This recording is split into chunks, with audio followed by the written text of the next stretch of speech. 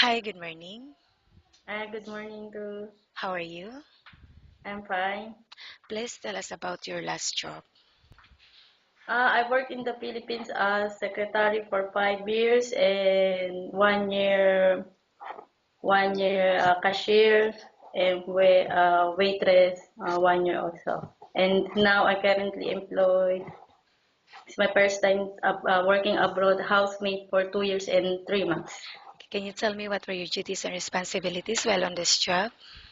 I do a household and take care of baby. And what is the nationality of your employer? My employer is a Lebanese. How many members in the family? Three. How old are And the children? the children is 2 years old. Only one. The child. Only one, the Oh, child. okay. And when your contract expired? My contract expire on April 10, 2014. And why you are looking for a new employer and find another job? To get a new job because my contract is finished on And April 10. and what are your salary expectations? 1.8 above. And how do you react if to an angry employer? I will be patient. What is your favorite task out of cooking, cleaning, or babysitting? Cleaning and babysitting. What type of food can you cook?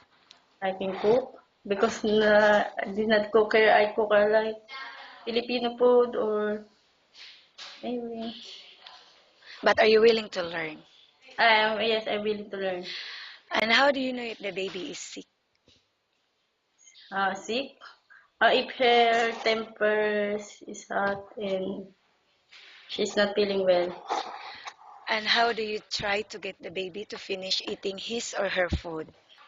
I will entertain her. Like, Play with her or we're watching TV together to finish her food. and what is your first action when a baby cries out loud? I try to calm her. Like, I play with her, okay. And talk to her. if the employer is not in the house and the child got sick, what is the first thing that you would do? I will call to my employer to tell her that her kid is sick. How lucky do you consider yourself and why? Because I'm hardworking and flexible. Yeah. And what are your hobbies? Watching TV. How long do you want to work here in UAE for? From now, at least 2 years again. Why do you think you would be a good full-time maid?